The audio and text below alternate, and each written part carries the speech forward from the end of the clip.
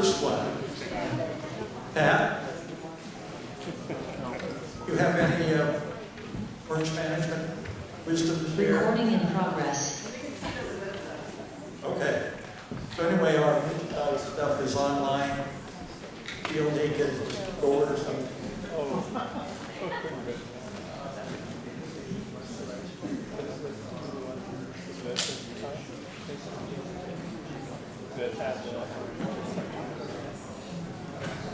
Okay, then we have our events coordinator, Diane Oakenbach, wants to say a few words here about upcoming events.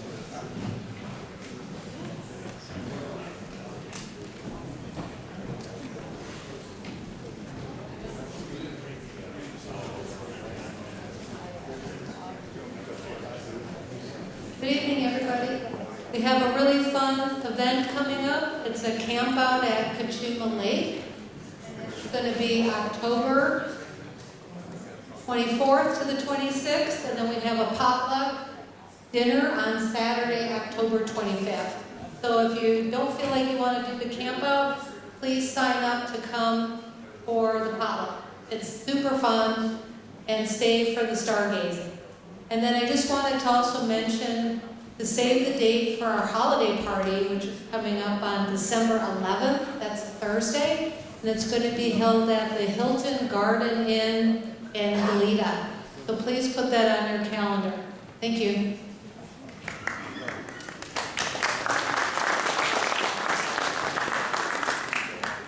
Thank you, Diane.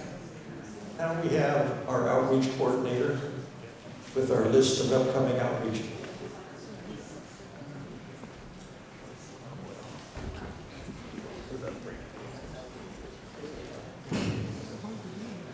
Thanks, Jerry. Quiet month again. The schools are really going to start ramping up next month.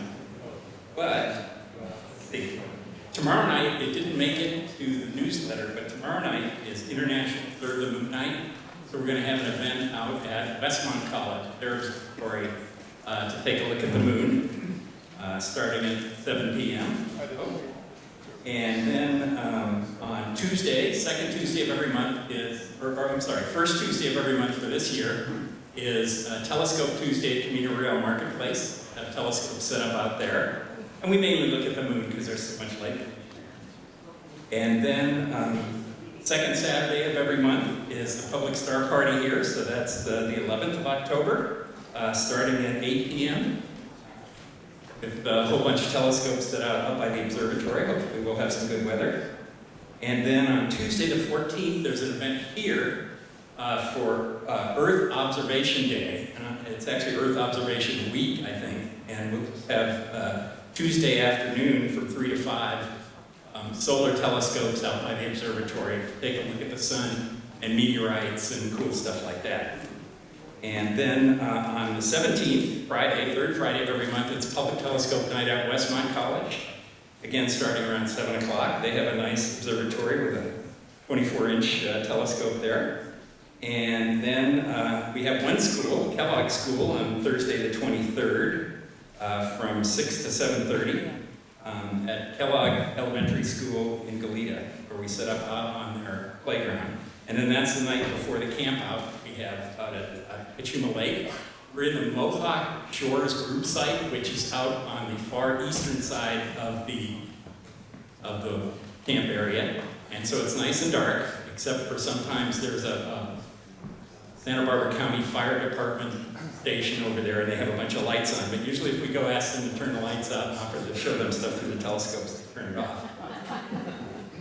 And we'll have our potluck, as Diane mentioned, on the 25th. Starting at 4, okay, that's earlier than we used to do it, just in case anybody didn't notice it, it's starting a little bit earlier. And that's it for the month. But next month, the schools are really going to start ramping up because most of them have figured out that if they wait till after the time change, it's easier to show this. So, and we have all kinds of propaganda here if you're into paper, star maps, moon maps, webpage listings, and bookmarks. Thank you. Thank you, Fred. Who else from the management team wants to talk? Tom?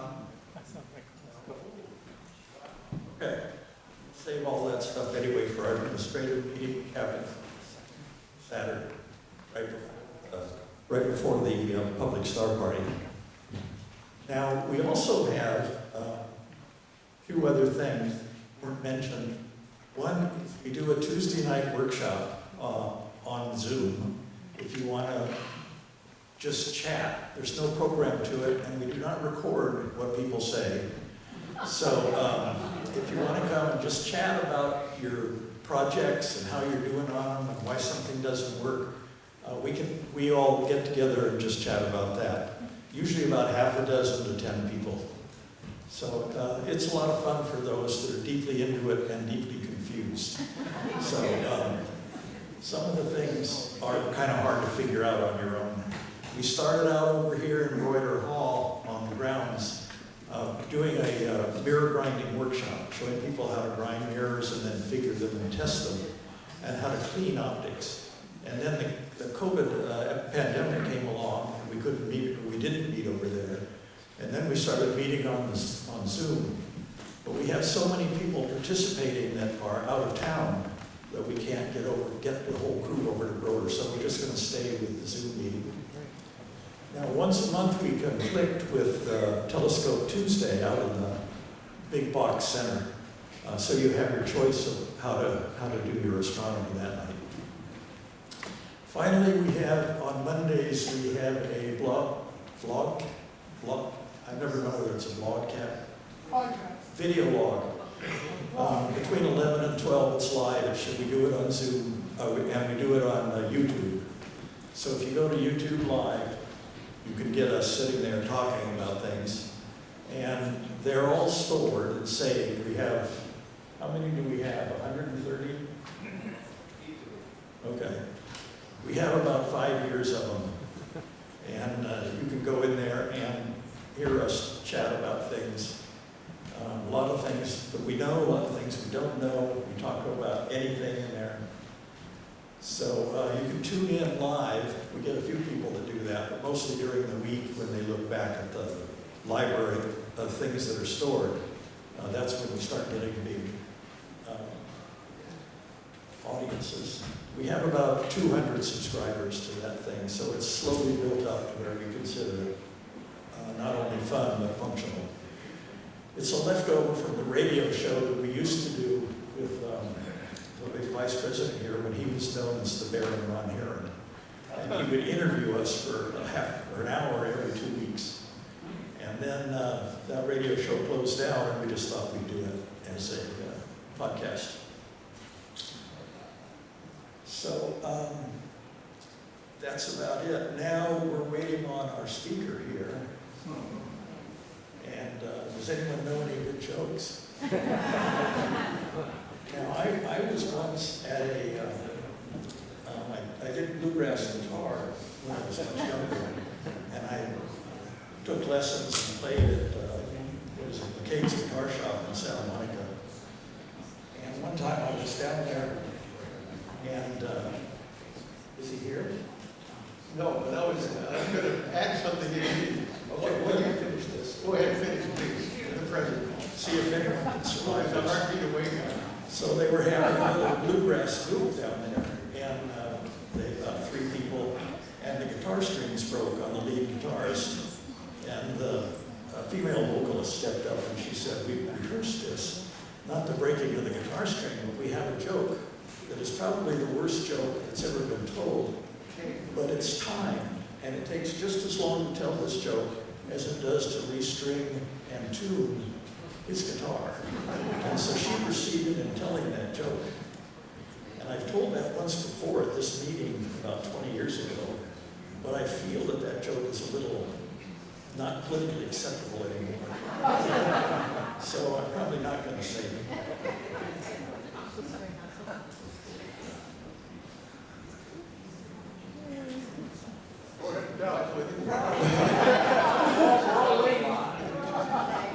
What's the joke? Okay. So this is about Native Americans living in a village, and the young women in the village are they've gotten married and they have husbands, and they want to have children, and every now and then some of them are having trouble having children. And so they talked about this, and it goes through the grapevine, and someone comes up with the comment that they heard that there's a witch doctor over in a certain village over, and they know they can take care of this. They do the magic and stuff, and so one woman said, I don't know, sounds pretty shady to me, but she went and did it. And she went over there, and the shaman, threw the bones and read what it said. And she said, you need, the next time you make love with your husband, you need to do it on a leopard hide.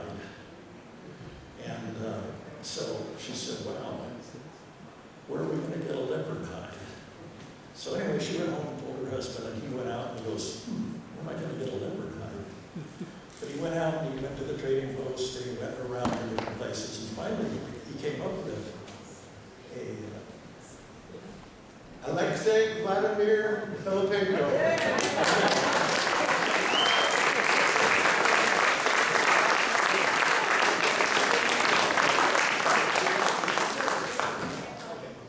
Sean. We'll do the joke at a later time. You're gonna have to be up here anyway.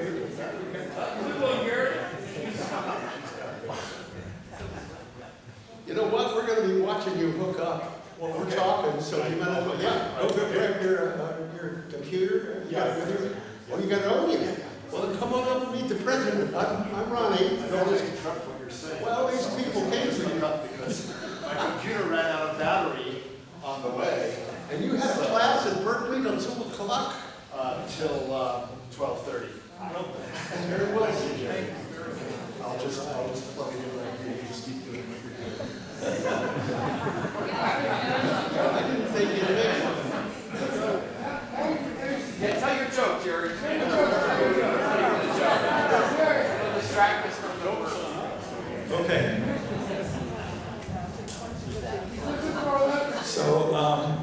So she did that, and then pretty soon she had little papoose.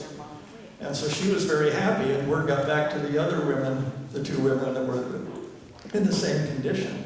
So one of them went over and saw the shaman, and he went through the same procedure, and cast the bones and made the poof in the fire. And he said, well, you're going to need a buffalo hide. And she said, well, that's not hard to get. And he said, yeah, but you got to do it. And so she went back and told her husband, and he went out and got a buffalo hide. It wasn't very hard. And then the other after that, then a while later, she was with child. And so she was very happy. And she had a baby. And then finally, the third woman went to the same shaman. She said, well, I've got to get in on this. And he said, you need to do it on a hippopotamus hide. And she goes, wow, where am I going to get a hippopotamus? I don't even know what that is. But she went and told her husband, and so he went to the library, and he finally came up with a hippopotamus hide. And then 9 months later, she delivered twins. Anyone want to take a shot at the punchline? That says that the squaw of the hippopotamus is equal to the sum of the squaws of the remaining 2 hides.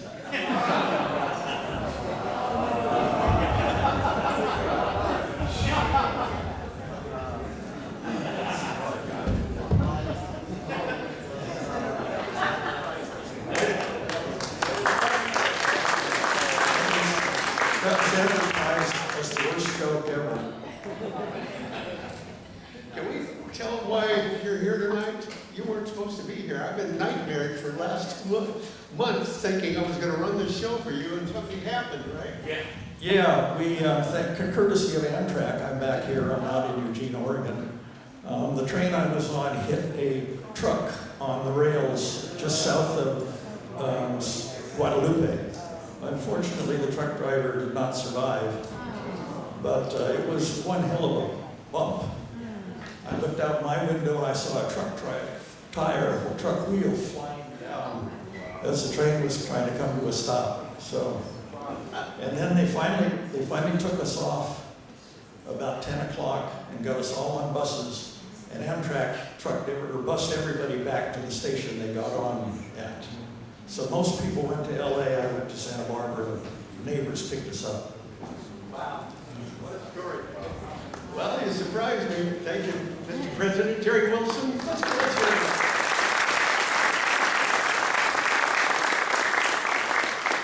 Down in Ventura, they have a club called VCAS, Ventura County Astronomical Society. And I got in touch with them and said, you want to come up and see Alex? And they jumped on it. And the vice president had the same first name as our president. His name is Jerry Thompson. Raise your hand. It's right up here. The other four guys, or the other three guys. Okay. Get to know these dudes. They're our brethren. What I'm finding out is that Lompoc had a club. What's it called? LCA? CLA? Something like that. Lompoc. LAC, whatever. They're just down to one or two or three guys, and I couldn't hear back from them. It's one dude. And yet, they're the city that's the West Coast spaceport. Santa Maria has no club, but they have a very energetic recreation department that takes telescopes out to, I think it's called the Floral Park, or El Floral Ranch Park. Ranch Park. They set up the telescope some nights. And this gentleman to my left, who I've been seeing on videos, YouTube videos for decades, had his start here. But we'll talk about that in a few minutes. I will just shake my head thinking, I didn't think he'd get here till way after 8. Because my understanding was, it's about 5 hours drive, isn't it, to San Francisco? But to get to Berkeley is another hour. Wouldn't you think you got to cross the Golden Gate? Oh, it's not? It's right there. Berkeley's right there. I thought it was up ways, didn't it? Well, he made it. And his beautiful wife, Noelle, is here. Look for her sticker. And we think, was it showing the planetarium good? What did Chuck show you tonight? Video. What? A movie? A video. What was it called? Messengers of Space. Sorry, I missed that. We're ready to go. This could be one of our highlight years. And this particular program is competing with the Avocado Festival somewhat in Carpinteria. And I tried to put it on nextdoor.com several times, but they kept taking it off. I did get it on one reply. You guys are into nextdoor.com. It's mostly lost dogs and traffic accidents. You see that thing in the sky, that one wild book from last night? So we will be, let me tell you the name of the program. Black Holes, Supernovae, and a Runaway Universe. Subtitled, My Life in Astrophysics as Inspired by the Santa Barbara Astronomy Club. That's what we used to be covering up. Dr. Alex wanted to say black holes, exploding stars, and Runaway Universe, but that was too wide for our print advertising. So we changed it to Supernova. I'm going to call it Exploding Stars. Why not? We're having some trouble with the Zoom link, so. Well, of course, we knew that, Alex. But this is your little baby that goes with you on all those, we're working it out. 20 eclipses this man goes to see around the world. And Tom Totten is our last president. He's now an indispensable part of the show. He's our technician, webmaster. You go on SBAU.org. It's just amazing. I went on it really in depth for the first time after 7 or 8 years in the club, and man, I sent him an email saying, you're fantastic. It's all there. It's all covered, everything we do. And a lot of it's on the screen. Hey, Brent Barron, I don't think people know about you. Why don't you tell us a little bit about your background? Yeah. I want to surprise him. Ask if he ever listened. He was a kid. Oh, yeah, I remember. But chances are he was like those guys in the Big Bang Theory TV show. All the babes from across the hall would drop in on him all the time. You've seen that program, right?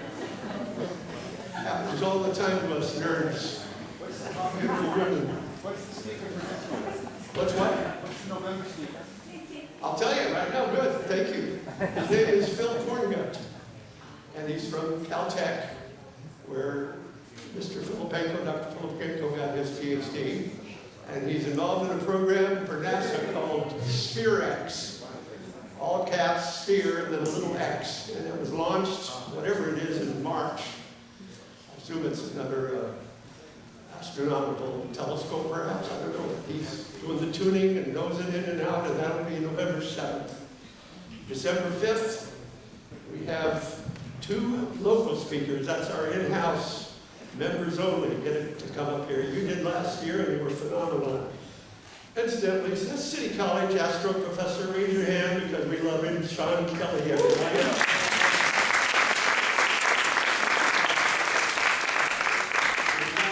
I asked him if he'd come and help, and he got to meet and greet Dr. Filippenko when he arrived, his wife Noel, and thank you tonight. In any event, one of the 2 speakers next month, or in December, is here. Raise your hand. There's the man. He was president of this club. 93 through 95. 95. That was a little later than when he was in it. But it was still called SBAC, right? SBAC. How are we doing? No. Yeah. We're close? We're set? 7:30.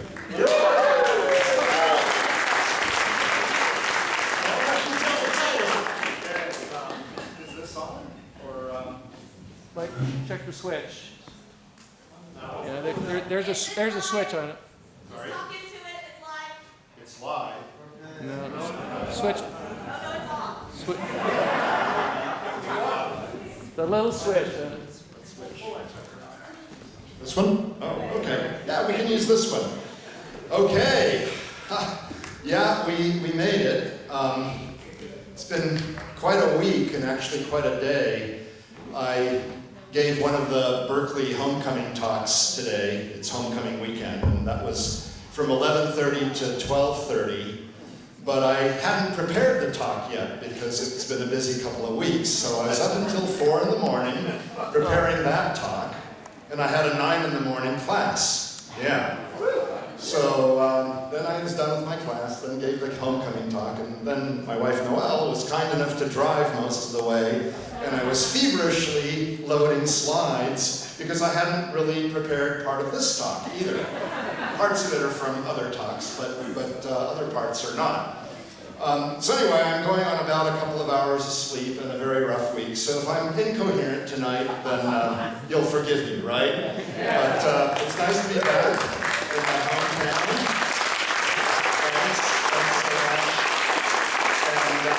And my brother Ivan and his wife Reiko were kind enough to drive up from Irvine and had, nearly 2/3 as long a drive as we did. Yeah, it took us 6 hours. So anyway, I thought it would be fun to come back and give a talk, and I'd been asked by the Santa Barbara Astronomy Unit for quite some time to come and give a talk, and so I said, okay, I'll do it at some point. And then it turned out that my 50th high school reunion is tomorrow. Any of my buddies here from tomorrow? Yeah, hey! Yeah, I'll see you tomorrow. Thank you for coming. Man, we're old. So I thought I'd combine the two, right? That would be pretty fun. So anyway, I did a little bit of online searching.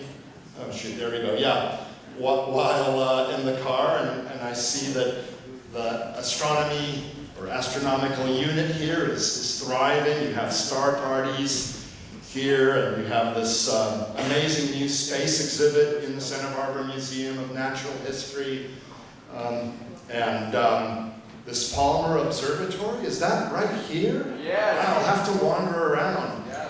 Again, it's been 50 years, folks. Okay, now I had a few years thereafter because I went to UC Santa Barbara. But anyway, yeah, nice to be back, and I'll have to explore a little bit, maybe tomorrow and stuff. But so how did I get here? It says Alex. Let's get this out of the way. It's very annoying. So yeah, so this is like, I don't know, there's a zillion slides. I'll go fast, but The good thing is there isn't a speaker after me, and you'll cut me some slack. Right? It doesn't have to be a 1 hour or a half-hour talk. It can be a 7 or an 8-hour talk, right? Anyway, okay, now, yes, I'm right. So there I am, just a little baby in Berkeley, and come on, there we go. And there's my brother Ivan when he was somewhat younger as well, right? So here I'm probably worried about the nature of dark energy or something like that. Who knows? Gnawing on it. And we grew up in Berkeley where our parents were students. There's the Campanile Go Bears. It's homecoming weekend, right? So there we go. And then we moved to Santa Barbara. My father got a job here at General Motors initially, and we grew up first for 1 year in Santa Barbara and then moved to Goleta, which is where I grew up. And I had this intense fascination with science in general from an early age. I think Ivan remembers that. But it started with magnets, honestly. You know, you play with magnets, you can feel them pulling on each other and pushing on each other. And it's just so weird because there's some force there. And I dragged them through the sandbox and it would pick up little iron filings, which I didn't know what they were, right? Just little black mustache type things. And the school thought that I was a bit weird for doing this. You know, you encourage curiosity in little kids, right? I was in the first grade. So by the second grade, my parents didn't like that, so they switched me to a different school, Fairview School, where, you know, they said, oh wow, you're interested in magnetism. Go to the library and you will find a book about it. And it will tell you how to be in control of this weirdness, of this force. And of course, I don't know that that's the book, right? I'm just getting these things offline, but it told me how to make an electromagnet by wrapping a wire around a nail and then connecting it up to the battery, and at will I could pick up nails and paper clips and then let them loose. So I still didn't understand what magnetism is, but at least I had control over it. That was fantastic. That was the second grade at Fairview School. And then I got an electronics kit, not this one. I have no photographs from back then, other than the ones that Ivan digitizes now. Those ones when I was just a baby, those were real. But this is just from some modern kit or something. And then I got interested in insects, and I would watch ants for a long time. Basically anything sciencey was cool. And I got a microscope and looked at, I don't know, an amoeba or something, and that was cool. So I was just sort of one by one playing with the various sciences. And so here we are, Ivan and I, ages 14 and 10, and dig that hairstyle, Ivan, right, both of us. And then I got interested in chemistry at age 10, okay, which is why I showed the photograph from age 10, also one of the only photographs I know of where I'm about that age. So I got interested in chemistry, and back then, the local hobby shop would sell you all kinds of terrible chemicals. Nowadays, they don't do that, right? But I would buy all these things, and I did lots of legitimate experiments, made Bakelite and synthetic rubber and things like that. Had a home laboratory that was really quite amazing for a preteen to a teen. But in addition to the legitimate experiments, I don't know if you know this, but I made small quantities of explosives. I never told our parents. You knew that? Yeah, okay. Maybe we confided in one another. But I made small quantities of explosives just because, you know, any budding young chemist makes explosives, okay? And so I was mixing together a mixture with sulfur, which is this stuff, and sulfur tends to clump together. And, you know, you have to have the right mixture. So I took a spatula and I'm whacking the clumps of sulfur, and the spatula kind of scraped against the bottom of the petri dish, and the whole thing went off in my face. Right? So that was when I was 12 or 13, and this happened a couple of times actually. I think I told our parents, Ivan, that I was dissociating water into hydrogen and oxygen, and had not tested the hydrogen for purity, and it blew up. So that was an error, but it's not as bad as deliberately making explosives. Okay, so all right. But then, you know, I was a good student in junior high and high school. I figured this is a great way to get access to the labs at Goleta Valley Junior High and Dos Pueblos High School. Because the teachers there, they said, what can go wrong? Alex, you know, he's like our model student. Leave him alone after we go home. I had not just the chemicals from the hobby shop at that point, I had all kinds of things you couldn't get, right? And so I made explosives. And there I am as a senior. This is from the high school yearbook. Will there be a yearbook at our reunion tomorrow? We'll find that photograph. I was president of the science club, and a bunch of smoke was going into the administration building. They were about to call the fire department, but then someone said, oh no, let's look at the weekly bulletin. Isn't the science club doing something today? Isn't Alex doing something? And so someone rushes in, opens the door, says, oh, it's you, okay. And no fire department is called. Again, you know, it wouldn't be that way anymore. All right. And then, at age 14, I got a telescope from my parents because I had played with most of the other sciences, and I had done the obligatory 5th grade report on the solar system back when Pluto was a genuine planet, okay? But I said, you know, I'd kind of like to see what astronomy is like. So they got me this little telescope, and we set it up Christmas Eve, and I looked at a star, and that was kind of thrilling. It looks brighter because, you know, the telescope collects more light. And then I looked at another star, and it looked brighter too, but the stars are so far away that they don't look any bigger through a telescope. They just look brighter. So I thought, okay, you know, well, I don't know where anything good is, but it's the holidays, and so I'll pack up the telescope and then go to the library when it opens up, you know. But I said, let me look at one final star that night, okay? So I pointed to a star, and the jiggling telescope was vibrating, and then I realized I was looking at Saturn. So it didn't matter that everyone else in the world, or at least a lot of people, knew about Saturn. I mean, I knew about the planet, but I didn't know that that third bright star there would be Saturn. So that night, I discovered Saturn on my own. And the thrill of that discovery, even though it wasn't something new to humanity, it was something new to me. And so I thought, wow, if this is what it feels like to be a scientist, then this really is what I want to do, even though everyone else already knew about Saturn. And it was all fuzzy and stuff. It didn't look like the Cassini pictures that are just absolutely gorgeous. I mean, I know beauty is in the eye of the beholder, but if you don't think Saturn is beautiful, there's something wrong with you, okay? So that was really great. And I'm forever grateful to my parents for, this thing keeps coming up. It's okay. Ha! It went away. There we go. Okay. I'm very grateful to my parents. I think Ivan took this picture, but they cultivated this love of science and astronomy, but you know, it was still chemistry and also math. Ivan and I would play with new Rubik's Cubes. I don't think I ever solved it a single time, Ivan. You can do it in about 15 seconds probably, but anyway, there we are playing with Rubik's Cubes. But even though this telescope was really cool and I discovered Saturn and all that, I'm jumping ahead a little bit. So, because of this telescope at age 14, I joined the unit here. But it was called the Santa Barbara Astronomy Club back then, folks. When did you change your name to the Astronomical unit, which is the distance between Earth and the Sun? What year did that happen? It was 1985, and it was initially formed at City College. Okay, City College.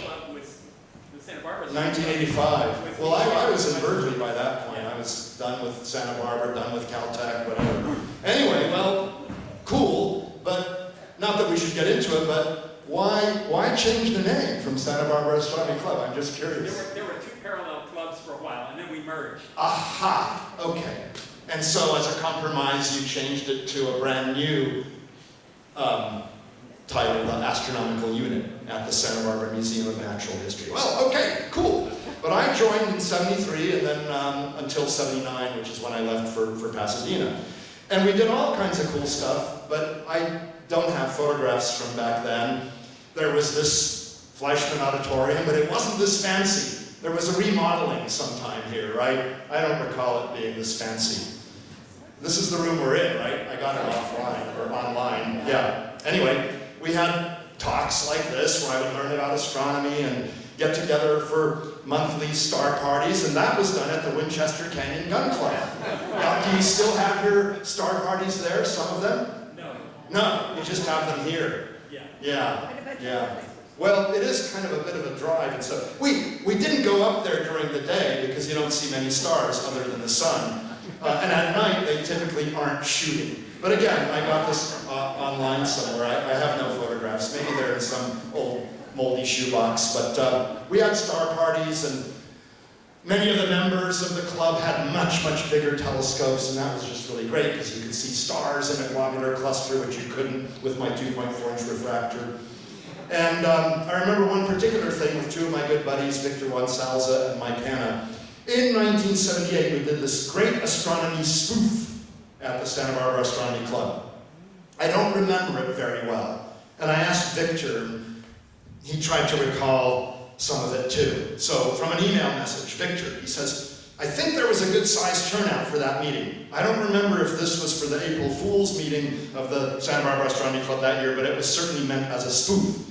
So the thing was, we told the group that I had somehow found, or we had somehow found, a really famous astronomer from Caltech or whatever, who would come and speak to the Santa Barbara Astronomy Club, a really famous astronomer, but we kept the name under wraps. And meanwhile, Victor made a cassette recording that was played with a slideshow, and it started with slides of various astronomical objects and stuff, and the point is that there was no famous astronomer. There was never a famous astronomer. But we had these various pictures and stuff in this slideshow demonstrating how to use a telescope. There's Mike Hanna. And this is a very special telescope. It has a vacuum cleaner attachment at the top and a photon sucker. I forgot to give the credit, but all the photographs are from Victor von Salza. He somehow had a few that didn't get covered with mold. He had to throw many of them away. Oh, and the other thing, the light bucket, which is what we often call telescopes, was actually just an ice bucket here, okay? And apparently, in 1977, there was a federal report on the recommended daily allowance of photons. There you go. So we're just collecting the daily allowance of photons, folks, okay? All right. So we're moving on here. When it came time to reveal the famous astronomer, this image was shown. And it was just someone with a bag over his head. Some person he knew. And here I am interviewing him, okay, right? This is also a picture. Hair was slightly longer back then, but still the same style. Yeah. And so it was just a big spoof, and I think the club members took it pretty well, but yeah, we just totally fooled them. And then, I don't know, Mike and Victor visited me when I was working at Mount Wilson Observatory as a grad student at Caltech, and then he helped out at Lick Observatory, where I've been working for decades, actually. And he was just, probably my best friend from childhood. And there he is. He moved to Portland, and he unfortunately passed away just earlier this year, so I really miss Mike. But he was a great pal, and he and Victor and I had lots of good times in the Santa Barbara Astronomy Club, along with our elders. Anyone here from those days, the mid to late 1970s, who was a member of the club with me? Yeah, most of them are older. Ernie Underhay was about our age. Ernie, are you here? Whatever. Anyway, we had a good time. All right, but chemistry was still my main thing, right? Astronomy was just a little hobby. The interest was growing faster, actually, than that of chemistry, but chemistry was growing too. So I went to Santa Barbara, UC Santa Barbara, because I had gotten a fellowship by winning some sort of an exam. So I knew some chemistry, okay? And there's the Department of Chemistry, great. So I went under the wing of several professors who thought that it would be cool if I helped design experiments for the junior level physical chemistry lab. And I was a freshman at the time, because I had been doing chemistry since age 10. So there was a nuclear magnetic resonance spectrometer, yada yada, and a microwave spectrometer. I worked on these things, and either the equipment was no good, or I was incompetent, or both, because I couldn't get them to work. But the chemistry supply room was there, and I had no social life, despite being at UC Santa Barbara. And so on a Friday night, my supervisor would go away, and I'd say, well, I'm gonna keep working trying to make these various gizmos work. And of course, as soon as everyone was gone, I'd go to the supply room and have anything I want. So I made explosives, okay? And I made nitrogen triiodide, which was a lot of fun because it explodes upon the lightest touch when it's dry. It's got iodine, so it makes this purplish color. And I cleverly placed it at the tip of the chalk of my chemistry and physics professors. And I'd do this half an hour before class started, so then it would dry out. They'd come in, they'd start writing on the chalkboard, and there'd be all these snap, crackles, and pops. It's not a powerful explosive, it's just a very sensitive explosive. But I took an astronomy course, and that got me even more interested in the stars. I'm a freshman now. And I took it from Stan Peele, who became my main mentor, along with David Cannell, whose picture I'll show in a minute. I'm going to have breakfast with David on Sunday morning, actually. And Stan taught out of this book, The Classic Exploration of the Universe by George A. Bell. That was pretty much the only introductory astronomy textbook. So that was really cool. And then Comet West, 1976, came along, and that was like really amazing, just incredible. And then I had to take organic chemistry. And I really liked polyurcanis, but I was more physical chemistry and quantum chemistry. That's what I was interested in. Not so much organic chemistry, and especially not organic chemistry lab.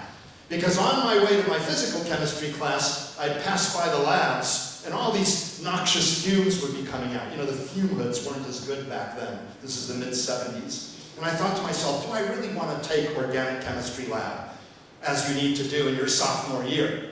And I said, no. And I'm really getting interested in astronomy, so that's another thing. Oh, and by studying the stars, it turns out you study the very small and the very large, because their structure depends on, you know, interactions of particles on small scales. So I was beginning to realize I could have it all. And then, the straw that broke the camel's back. There's this fume hood, and the nuclear magnetic resonance spectrometer wasn't working, and the microwave spectrometer wasn't working, and I had all these chemicals. So near the end of my freshman year in college, I mixed up another solution, and I made the same mistake, essentially, as I had done as a 12 or a 13-year-old, but I'm 17 now, and it blew up in my face, right?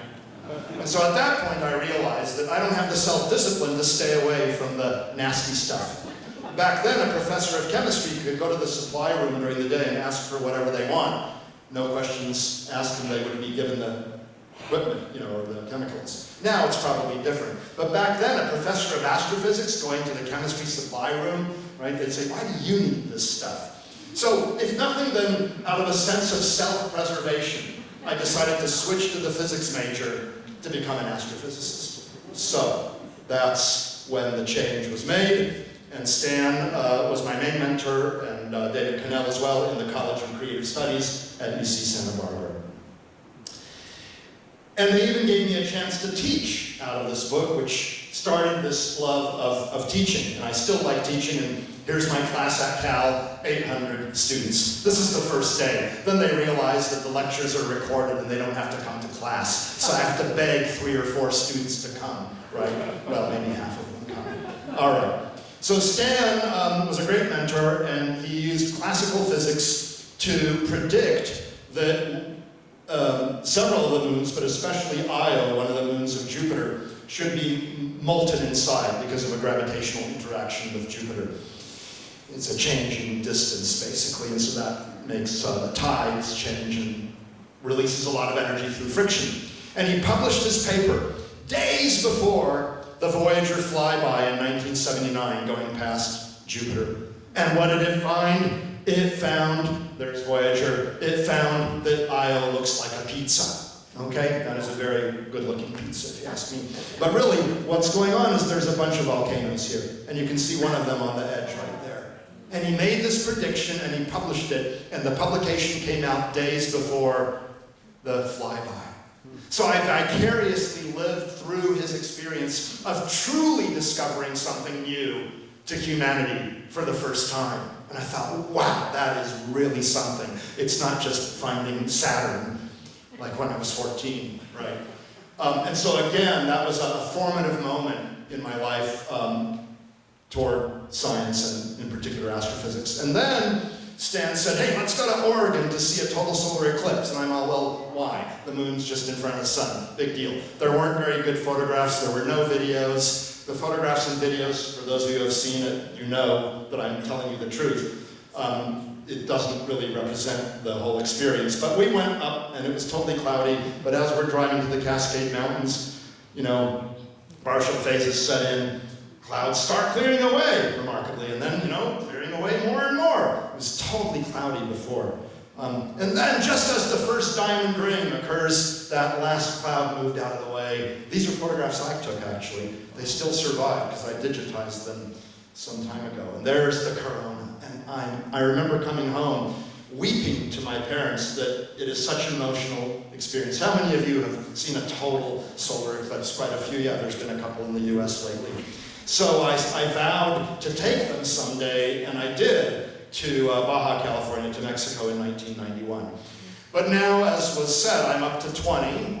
2 of them were clouded out, but those were interesting experiences as well. And it was a chance to travel the world. Ivan went with me in 2008 to Mongolia because Noelle had just had a son, well, with me, but the son was 3 weeks old and she couldn't travel, and so she let me go, and Ivan took her place. That was a lot of fun, Ivan. That was a fun trip.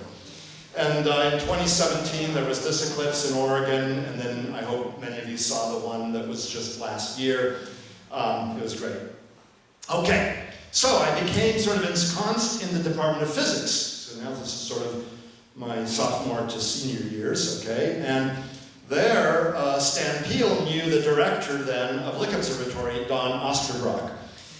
And so Stan, through Don, got me a summer job at Lick Observatory, which is run by the University of California. It's in the hills east of Silicon Valley. And so there, I lived in a dorm room up here, the so-called old dorm, and I ate in the Mount Hamilton diner, and I met all kinds of astronomers, right? So I'm just, in between. This is the summer between after my sophomore year and again after my junior year. So I'm just like 20, and I'm meeting all these famous astronomers, and they're telling me what it is they're doing at the observatory in the dining hall. It was really great. And during the day, I ran the gift shop, which was nowhere near as full of stuff as it is now. It was just a couple of postcards and posters. Now we have all kinds of stuff there. It's even better now than this. And I helped with the public stargazing sessions on Friday and Saturday evenings with the great Lick refractor, under which the body of James Lick is actually located. Okay? And at night, it was really amazing to use this venerable telescope, which was the biggest in the world when it was built in 1888.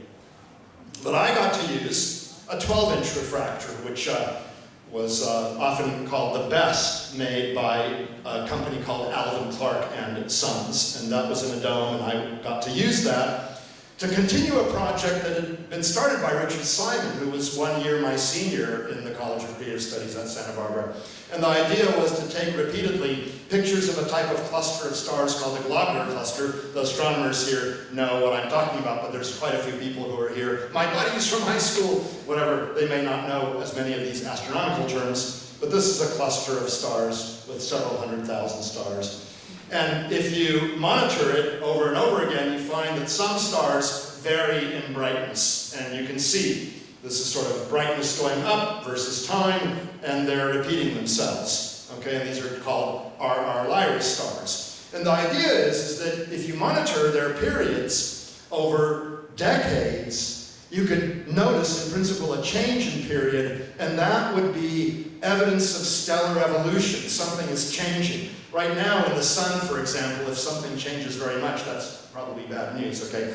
The sun isn't changing much. Yeah, there's some sunspots that go around, blah, blah, blah, but no such big variations. This is really quite a big brightness variation. And if the period of that pulsation changes, then you're seeing stellar evolution right before your very eyes over the decades.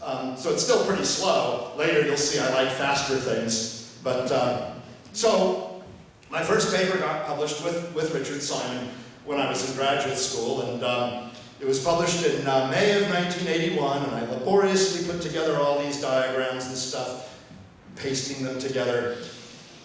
Submitted at the end of my first year of graduate school, it has garnered 19 citations in 44 years. Let's call it 22. That means only one person every 2 years deems this paper sufficiently interesting and important to cite in their own work. And you know, when you publish papers, what you want are lots of citations, because that means people think that your work is important. So, it was not a very influential paper, but it was the beginning of my research career. It was my first published paper.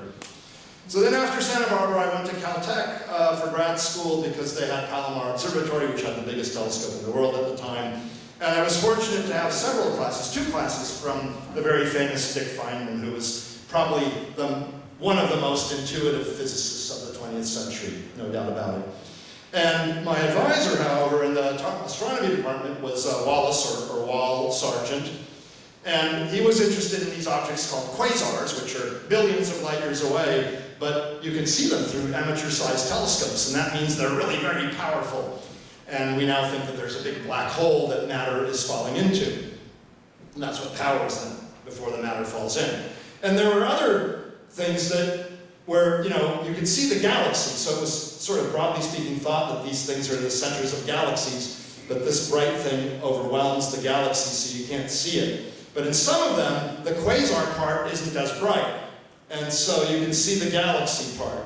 And so then the question is, well, what if there are galaxies that still have a black hole with stuff falling in, but it's falling in at such a slow rate that the amount of rubbing of the gases is very low, and so this accretion disk doesn't emit much light. And, you know, so there might be a black hole there with an accretion disk. And in a quasar, or in one of these other galaxies, the accretion disk emits a lot of light. This is before the gas gets into the black hole.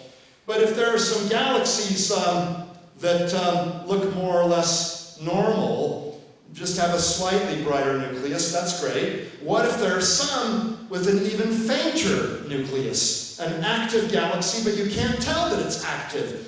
If there were some way we could tell, if we could find some subtle signs of activity, that would be indirect evidence for a big black hole in the middle.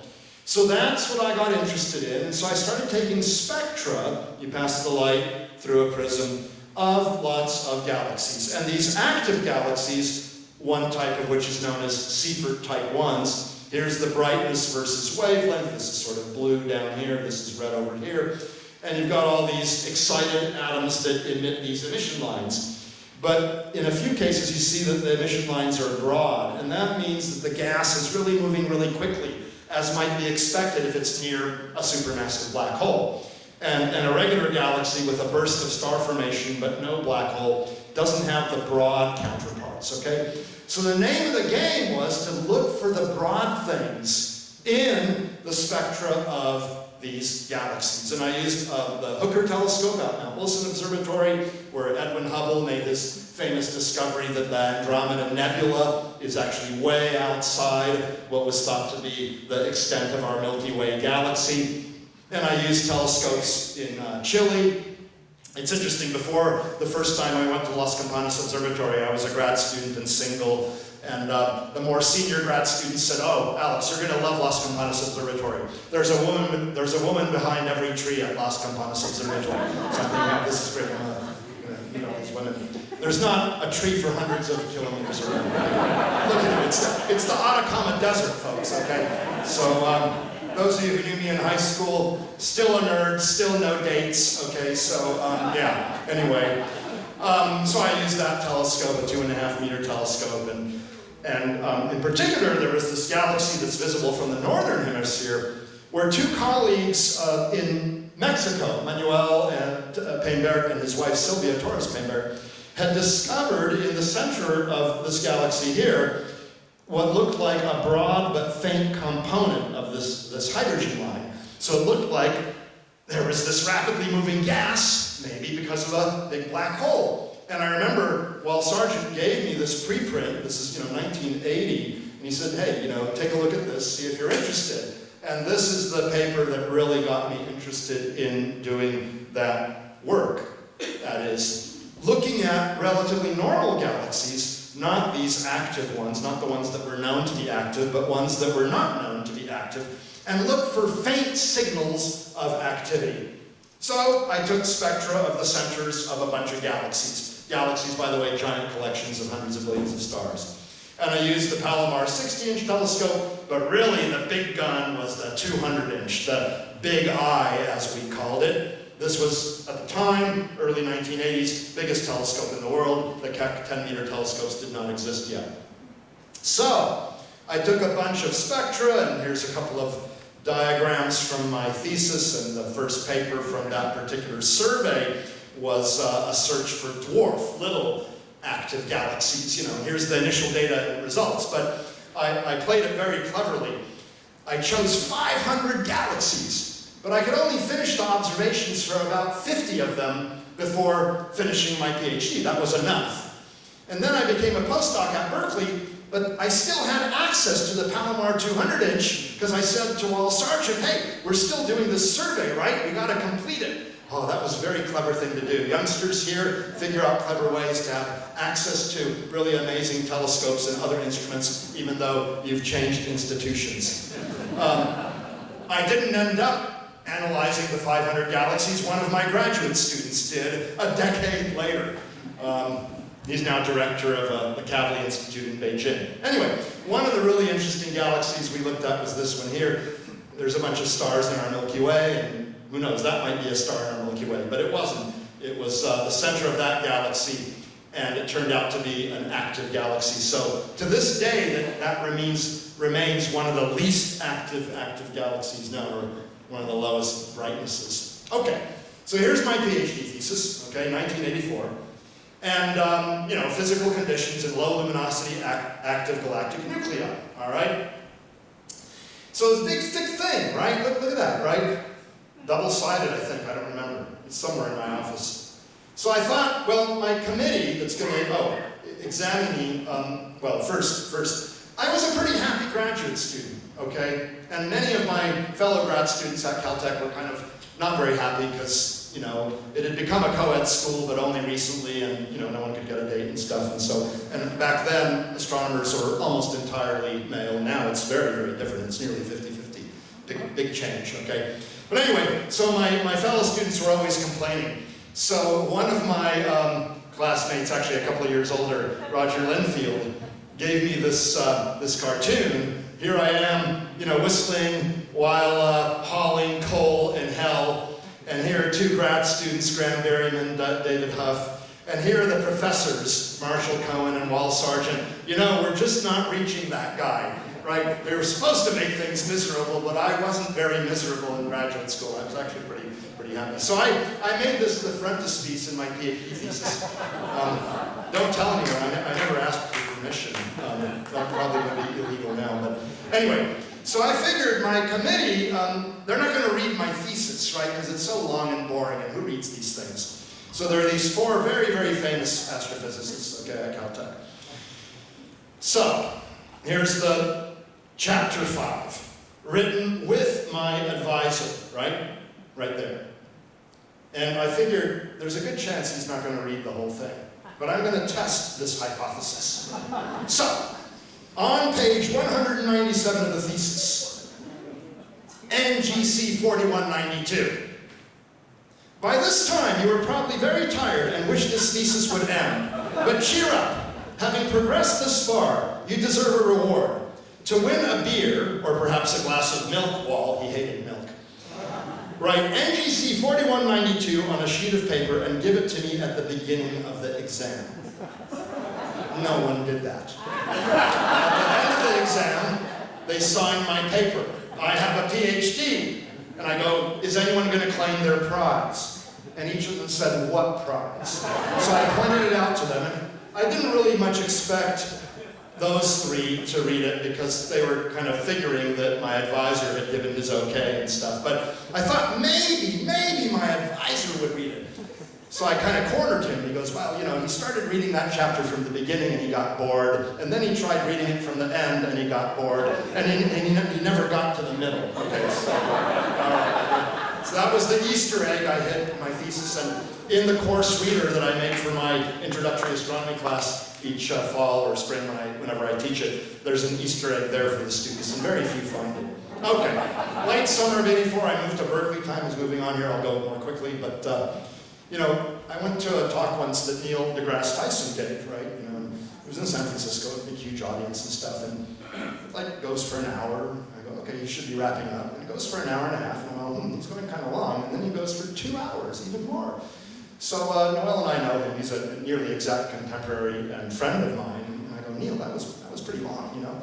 He goes, well, you know, Alex, it's a Friday night, and this is what the people come to do. It's like they go to the theater, or they go to a 2-hour movie or something. He's not just getting a 1-hour talk. This is their entertainment for the night. And they're paying a lot of money, not that you are, to go see Neil Tyson. He charges a lot, I don't. Anyway, so then I go, Neil, yeah, that makes actually a lot of sense. So this is going to take longer than an hour, but feel free to make a graceful exit if you're bored. You have better things to do. Sleep in tomorrow, our reunions until later. Okay, so I go to Berkeley. All right, go Bears, right. So, and my mentor there was Hiram Spinrad. And we used mostly the Lick 3-meter telescope, but I still had access to Palomar because of my clever scheme. And with Spinrad, we found the most distant galaxies that were known at the time. For the astronomers here, you will realize that these are not high redshifts by today's standards, but they were the highest at the time. This is now 1985, okay? So, but I still, as I said, had access to the Palomar 5-meter. So we're conducting this survey, and there are 500 galaxies. And in February of 2025, we still had hundreds of galaxies left, but at the end of a 5-night observing run, there's 1 hour left, okay? Enough to do 2 galaxies. And there are just all these charts in front of us. And so I said, well, let's choose this galaxy, because some astronomer had classified as being peculiar, okay?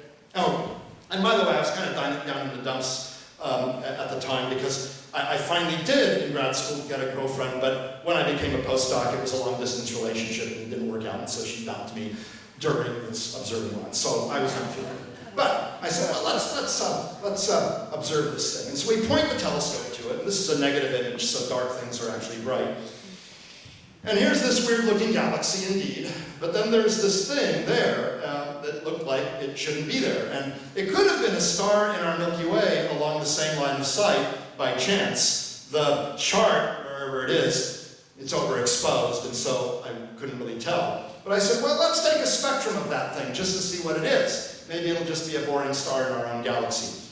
So the spectrum, brightness versus wavelength from blue to red, looked like this. And this was totally unprecedented. It became pretty clear to us that it was an exploding star, a supernova, but it was a new type. And that then caused me to shift gears. I mean, still worked on black holes and active galaxies, but I became interested in exploding stars because Sargent let me take the reins, and that's the other important thing to do. At some point, the advisor has to let the student take charge and be really the spokesperson and the senior author and all that. And so we published this in the journal Nature, and that got me going on exploding stars. And so I learned a lot about them. And there's one type called a type 1a supernova that forms when a weird type of a star called a white dwarf, which is what our sun will become in 7 billion years, steals material from another star, which our sun will not do. And in those cases, at some point there can be a thermonuclear runaway, and the thing explodes with a power billions of times the mass of the luminosity of our sun. So I became pretty good at recognizing and studying exploding stars, and that'll be important later on. But I studied all kinds, the exploding white dwarfs and the supergiant stars that explode in a different way. And what we realized was this thing, 85F, exploded in the same way as a massive star. Its iron core collapses to form a neutron star. But instead of being a normal type 2, this thing didn't have any hydrogen. And it also probably didn't have any helium. That was not as clear-cut a conclusion, but it looked likely that it didn't have any helium. And so we realized that this is a stripped envelope supernova, and there was other evidence that other people were coming up with in the mid-80s pointing in this direction, that there are things that explode by this mechanism but might not have their hydrogen or helium envelopes because they lost the hydrogen through winds, or they lost the hydrogen... Oh, damn, this damn thing. Yeah, okay. or they can get rid of the hydrogen by transferring it to a companion star. So there were hints that this can happen, but I would say that this discovery really pushed the field forward, and people were realizing that, wow, there are these weird kinds of different supernovae, not just the regular type 1As and type 2s. So that was 1985. Then, as luck would have it, in 1987, the brightest explosion in 400 years went off, supernova 1987A, in the Large Magellanic Cloud, which is mostly visible from the southern hemisphere, and certainly not from Berkeley or even San Diego, where Palomar is close to. But this sort of catapulted a lot of astronomers into studying exploding stars. So it became a cottage industry, which made it exciting because lots of people were working in the field. Cover of Time magazine, right? Bang, a star explodes, providing new clues to the nature of the universe. How often does that occur in your backyard, right? More important than the Israel spy case fear, because things like that happen all the time, as we now know. Right? Yeah, so that was amazing. All right, well, here's a supernova blowing up and fading. Takes a couple of weeks to brighten, a few months to fade. We're speeding up the process here a little bit. But at its brightest, this one is equivalent to several billion stars. So, you know, sunblock of 50 wouldn't cut it, folks, if our sun were to do this. But don't worry, be happy, our sun is not going to end its life in this way. If it does, you can ask the Chancellor of Berkeley to fire me. The least of my worries if the sun explodes is being fired from Cal. The least of your worries is getting me fired from Cal. Okay. So then I became inspired by Reverend Robert Evans, who just passed away recently, a priest in Australia, who memorized the star patterns of Milky Way stars around hundreds of galaxies. And he would look through the eyepiece for about a minute, and he'd say, that galaxy and the surrounding Milky Way stars look the same as normal. Let's move on to another one. And then he would say, after a while, oh, there's one that might look different. Let me check my chart. Oh, looks the same. Okay, let's move on. But occasionally, the one that looked different really was different. And he discovered dozens of exploding stars as an amateur astronomer. And I became really inspired. But I thought, you know what? I have better things to do than look through a telescope all the time, much though I like looking through telescopes, okay? Let us make a robotic telescope. And there was already a team at Berkeley that was sort of doing this at a nearby to the Berkeley campus observatory. And there was this thing called the Berkeley Automated Supernova Search by Carl Pennypacker and Saul Perlmutter. And I thought, wow, they're doing something really quite interesting. But then they stopped doing it. And I thought, well, you know, it's a pretty cool thing to do. They take pictures of galaxies over and over again, and then occasionally there's something new, like this arrow here, right? Well, actually, we put that in with Photoshop or something, but it's pointing to that thing there, which is new. So I thought, all right, we're going to do this, especially since they stopped, so I wasn't stepping on anyone's toes, at least not deliberately. So there was a dome at Lick Observatory with a telescope that wasn't being used, and so I asked the director whether I could remove that telescope and put in mine. And mine was a new type of telescope, but one of the first of its kind, a robotic telescope that took images with CCD cameras of stars. And my chief engineer was Dick Treffers, who made the whole thing work. I still don't know how it works, but there it is. And I had a graduate student, Michael Richmond, now a professor at Rochester Institute of Technology. He did a lot of the software. And we finally discovered a supernova in 1997. A supernova of questionable integrity. 1997 BS. Well, that's just, you know, A, B, C, D through Z, then A, B. I'll leave it as an uninteresting exercise to the listener to figure out what number in sequence that was that year. It turns out, ironically, that it is a supernova of questionable integrity. This one might not have been a star that actually exploded as a final death throw. It might have just had a pretty bright gurgle. We're not sure. But anyway, so I noticed that in Beijing there was this fellow who was doing something very similar at the Beijing Astronomical Observatory. And so I thought, well, I'll improve my group by hiring him, and I'll cut down on the competition by hiring him. So I hired him in 1997, and we worked together for 14 years. He was really fantastic. We wrote, I don't know, 150 research papers together, I think, and then quite suddenly in 2011 he passed away at 42, and I miss him and think about him every day. But then I hired another astronomer from the Beijing Astronomical Observatory, once again to cut down on the competition, Zheng Weikang, and we're still working together. So the software subtracts old images from new images and you get some noise, that's okay. And then you get things that look like they might be real. And there's a star that didn't subtract out very well, but still the software picks it up. So there are all these candidates that are exploding stars, but most of them are probably not exploding stars.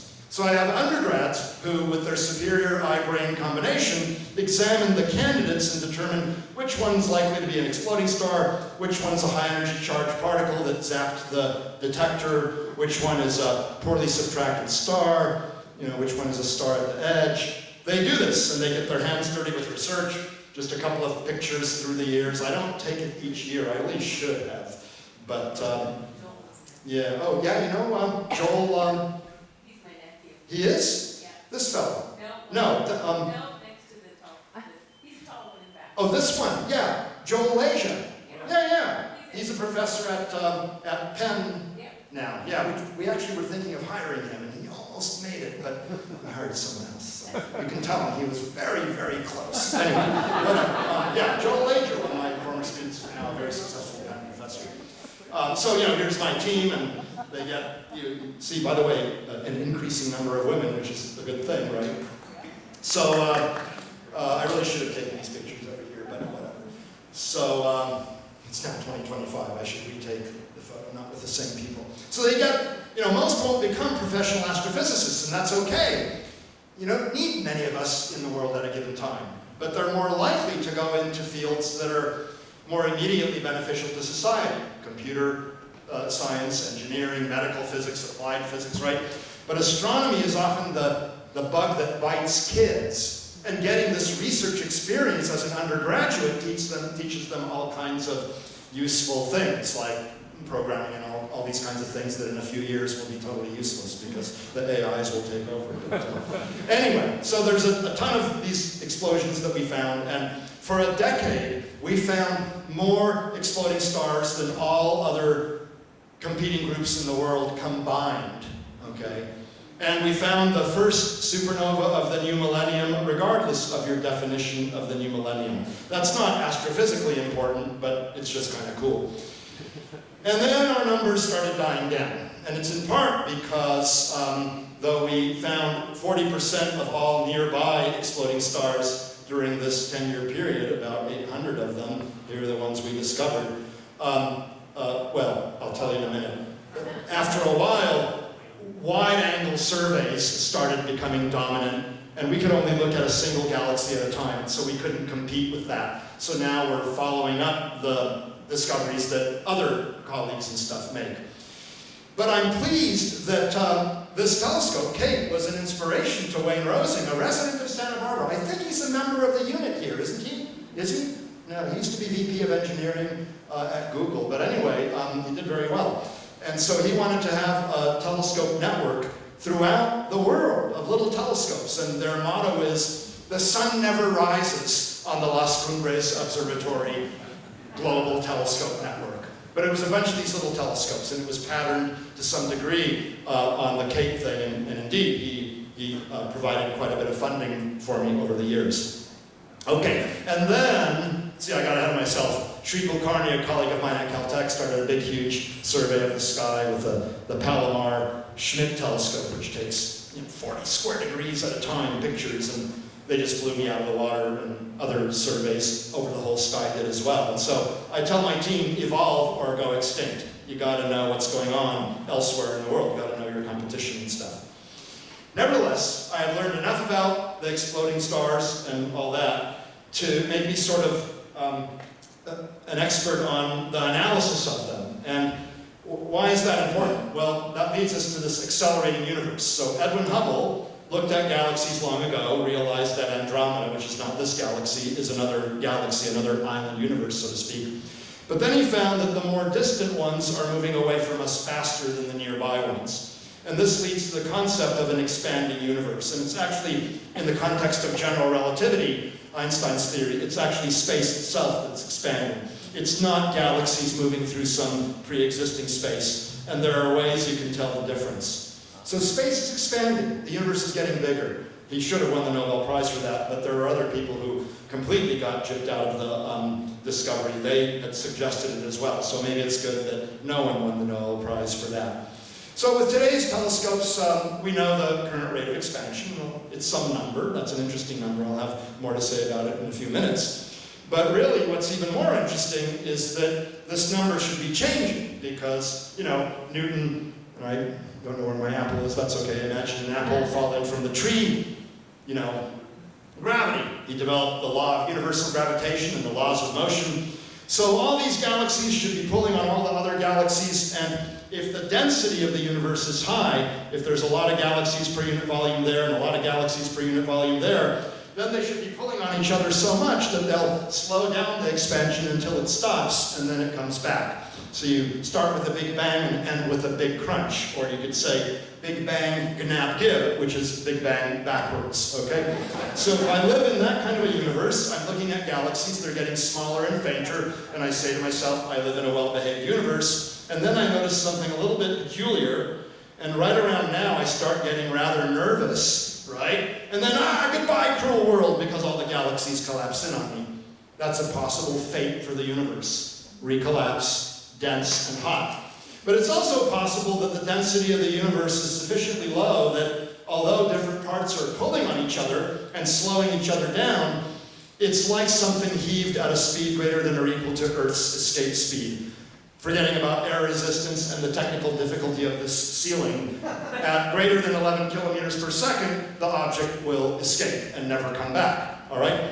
So in that kind of a universe, the galaxies just keep getting fainter and smaller forever. Well, you might say, who cares what the fate of the universe will be? But we care, you know, it's just kind of an interesting question. And you can predict what it will do, in principle, by measuring its expansion history. Let's go back to my water bottle. If I toss it and I measure its speed at many different times, and I see that it's slowing down a lot, then it'll probably stop. More than probably, you can figure it out with equations. It'll stop and then it'll come back. But if it hasn't been slowing down a lot, then it'll keep on going, right? That's the idea. You just see how much is it slowing down. So, if we could measure the expansion history of the universe, we could do the same thing. But we live here and now. We can't go back billions of years. Gotta go back many billions of years out of the 14 billion year history of the universe to see any substantial changes. So, what do? Well, we have to do it a different way. We can use light. Light does not travel at an infinite speed. It travels 300,000 kilometers per second. So with the sun's distance, 150 million kilometers, it takes a little over 8 minutes for the light to reach you. That's interesting. When you glance at the sun, you're not seeing it as it is right now. You're seeing it as it was 8 1/3 minutes ago. The typical brightest stars in the sky are some tens or hundreds of light years away, in some cases a few thousand light years away. You're seeing them as they were tens, hundreds, or thousands of years ago. You're looking back in time. Oh, that's getting kind of interesting. Now let's look at galaxies that are 1 billion light years away, and 4 billion light years away. And maybe that little smudge there is 9 billion light years away. You're seeing them as they were 1, 4, 9 billion years ago. And encoded in the light, in the amount by which it's stretched in that animation, is information about how much the universe has expanded during those 1, 4, 9 billion years. So the non-infinite speed of light gives us a movie of the history of the universe, and we can use it to our benefit to look back in time. Wow, that is pretty cool. But you gotta know how far away these galaxies are, and normal stars like the sun aren't visible, and even Cepheid variables, which I'll mention later, aren't visible. However, a type 1a supernova that explodes with the power of 1 billion suns is visible from those great distances. And if we find nearby counterparts in galaxies whose distance we know because we could see some more or less normal star, so we know the distance of this galaxy, we measure how bright the supernova is, that becomes the car of known distance whose headlight you evaluate, and then you look at fainter headlights and you judge the distance of an oncoming car in this way. If you're not very good at doing that at night, you shouldn't be driving at night, okay? So we want to find them in distant galaxies, okay? And the apparent brightness by the time the light reaches us tells us how far away it is, and thus the look-back time, and the amount of stretching basically tells us about the expansion of the universe, the speed, the redshift. So two teams formed in the late 80s, early 90s. Saul Perlmutter first, the Supernova Cosmology Project, and then Brian Schmidt of the high redshift supernova search team. And they formed later. And Saul was at Berkeley, and he knew that I was a supernova expert, and so he said, why don't you join the team? And I said, oh, this sounds kind of exciting, I'll do that. We weren't always at each other's throats. This is a staged shot in Aspen where we would sometimes get together to discuss our results. But both teams used telescopes primarily in Chile to take wide-angle pictures of the sky. And in those pictures, there are tens of thousands of galaxies. And you know the drill from the nearby ones. Just repeat the pictures sometime later, let's say 3 weeks later, and subtract the old image from the new image, and you sometimes will find a supernova candidate. And then a Hubble picture shows it, and it's marked with an arrow, so you know it's got to be true. Well, you're not sure still. And plus, it might be the wrong kind of supernova, right? Got to compare apples and apples, not apples and oranges. And plus, you got to measure this amount of stretching, the redshift. So I'm a trained spectroscopist, and I had had quite a lot of time on the two biggest, well, at that time only one of them existed, biggest telescopes in the world. And I knew about supernovae. So spectroscopy, big telescope experience, and supernovae. That's why I was recruited to be on Saul's team. So here we are working hard, this ancient photograph, and I had a young postdoc, Adam Reese, you'll hear more about him later. And we got spectra of a lot of these things, of the candidates that our team leaders had found. So here they are, they're mostly Keck spectra. And we report the redshifts and what kind of a supernova it is. This is now 1996, yeah, okay, very good. Well, Adam was my postdoc at Berkeley at the time. He came to Berkeley from Harvard, and he wanted to learn other aspects of supernova research than what he had been taught at Harvard. And so he was charged with analyzing the data on Brian Schmidt's team, the high Z team. And he came to my office and he says, you know, Alex, here's the results I'm getting. And I go, wow, this is really weird. Doesn't make any sense. Go check your work. And he checked the work and he says, you know, the brightnesses of these supernovae, they're so faint that they're farther away than they could have been in any well-behaved universe. A universe that's slowing down in its expansion, or even a universe that's not slowing down, just going at a constant speed. You know, right? He goes, they're farther away. Well, they're farther away. How could they be farther away? Go check your work, right? You know. And then Brian Schmidt checked it and same answer. So that led to the concept of an accelerating universe, one that's not slowing down as you might have thought, but one that's speeding up with time. And I actually was privileged to be the first on either team to announce these results at a scientific meeting in Los Angeles in February of 1998. And the headline that came out, for which I'm not responsible, is Astronomers See a Cosmic Anti-Gravity Force at Work.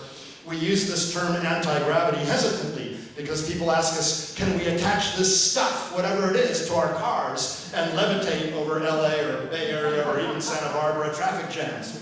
No, as far as we know, we can't attach this stuff to our cars. We don't even know how to collect it. We don't even know what it is. And there's only very little of it in this room. Nevertheless, that's what it is. It's sort of an anti-gravity, which is really weird, okay?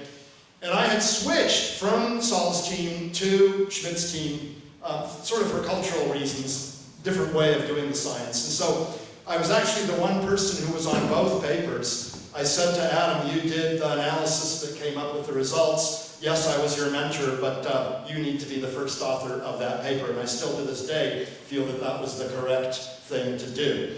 And one of the differences was that the other team, the leader is always the lead author. And that's how it's done in high-energy particle physics. And that's not wrong. It's just different. It's culturally different from how I grew up in astronomy. So if you look at my top 5 most highly cited papers, I did this in the car.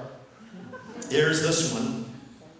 17,318 citations. A little bit better than 38, or whatever that number was for my first paper.